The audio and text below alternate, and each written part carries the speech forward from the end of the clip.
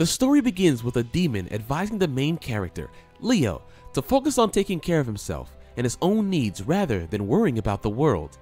Later on, Leo enters a castle and remembers some past events. He knocks on a huge door leading to a room where the demon's generals and queen gather. Leo, known as the strongest hero in the world, defeated the demon queen Echidna and her elite generals, the Elite Four. Now, he stands before his former enemies, offering his help to rebuild the demon queen's army. Leo confidently showcases his abilities and expresses his desire to assist. However, Echidna repeatedly and aggressively rejects him. The reason for her violent behavior stems from a year ago when Leo single-handedly halted the demon army's invasion after separating from his useless companions. His impressive achievements earned him the respect of one of the Elite Four, General Edvard, who was Leo's toughest opponent. Despite Edvard being the strongest among the four generals, Leo managed to defeat him by utilizing his knowledge and magic. Ever since she considered him as a potential husband based on her species' traditions, the main character has viewed their relationship as that of an older brother and a younger sister. However, the main character is not interested in romantic involvement with younger individuals. Moving on, the last adversary he faced was General Echidna, a powerful sorcerer with vast magical abilities. To ensure his safety, the hero cast a spell to neutralize the sorcerer's magic, transforming their magical confrontation into a physical one. Since the sorcerer lacked physical strength, the hero easily gained the upper hand. After some playful teasing and a display of his power, the hero, named Leia, reveals a rumor that circulated among humans.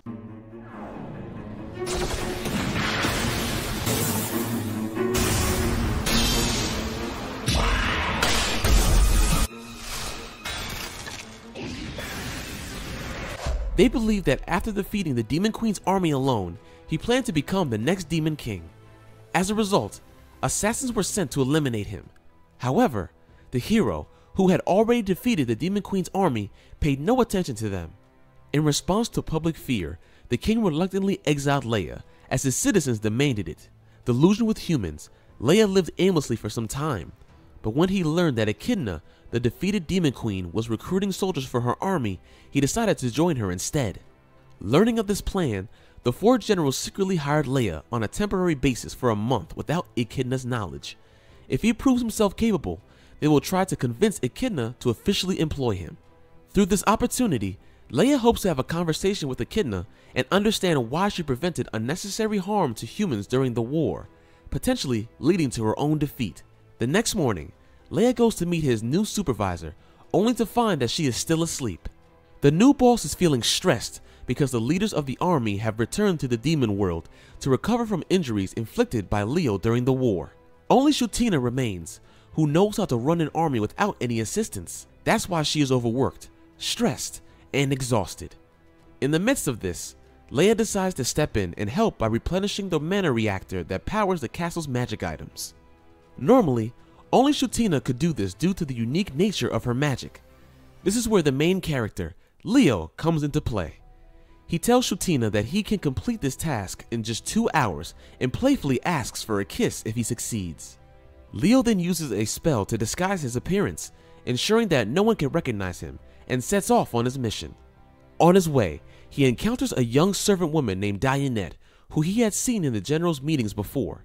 Echidna, the Demon Queen, instructs her subordinates to take care of Dianette, as she notices that she is overworking herself. Echidna believes that talking to Dianette will only add to her stress. Meanwhile, back at the office, Leo arrives feeling tired and decides to take a break while being a bit mischievous. While Echidna is working, a short break turns into a longer one as Leo takes his time. Echidna tries to get him back to work, but fails. She even threatens to fire him, both literally and figuratively. Just then, someone knocks on the door, interrupting the situation.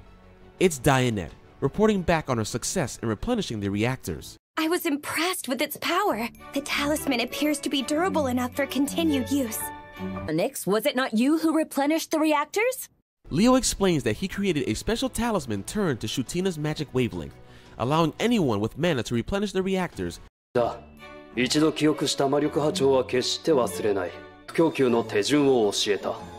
It relieves Echidna of the burden. Despite being a dedicated worker and somewhat of a perfectionist, Echidna still struggles to fully relax and delegate tasks to her underlings. However, Leo points out that Dianette and the other servants are genuinely concerned about Shotina and want to help her. Touched by this, Shotina becomes emotional and agrees to ask for help when she feels overwhelmed. Moving forward, whenever she faces difficulties, she can rely on the support of others. As Leo solves one of Shotina's problems, he hands her a list he made while observing her work. In a playful manner, he mentions that he rearranged her priorities and circles the tasks that can be delegated to her underlings. Seeing Leo's exceptional performance, Shotina apologizes for misjudging him during the interview. Leo brushes it off, considering it a natural reaction from any employer. He then goes back to playfully reminding Shotina about the promised kiss, which embarrasses her. Later that night, Shotina summons Leo again. His task is to ensure the safe arrival of the next shipment of food and equipment. However, the real objective is to make sure that Lily, whose mission plan is at stake, doesn't make any mistakes. The next day, our main character Leo is seen relaxing on an island in the Largo Sea, which is home to the dragon folk. These dragon folk provide the demon army with food and resources. Leo explains that about 3,000 years ago, a demon king led an attack on the human realm, but after his defeat, many demons chose to live peacefully and coexist with humans. However, the dragon folk attempted the same, but couldn't find the same peace, so they retreated to live remotely on the islands. On the island, Leo notices that Lily, one of the members, is too childish. She only cares about racing the army to the next destination, causing destruction in her path. Leo realizes that nothing is organized properly, and due to the troops not being assigned their proper tasks, a single supply mission takes over a week to complete. To make matters worse, Leo's orders are ignored because they must be confirmed by the boss. The boss, huh? Contemplating his situation in his hut, Leo is visited by Lily, who is concerned about him.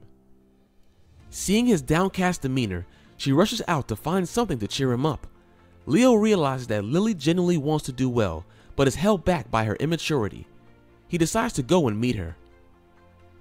To help Lily mature and think more logically, Leo treats a snakebite and sends her into the mountains to find healing herbs. He sets up challenges that require her to think critically and use her workers effectively. However, Lily transforms into her guardian form, Femur, which gives her immense strength. So, what did you think of Leo's journey? Let us know in the comment section below. If you enjoyed this video, give it a thumbs up and share it with your friends so we can keep making them. For more videos like this, hit the subscribe button and remember to click on the notification bell. Also, be sure to check out our other videos as well. Thanks for watching!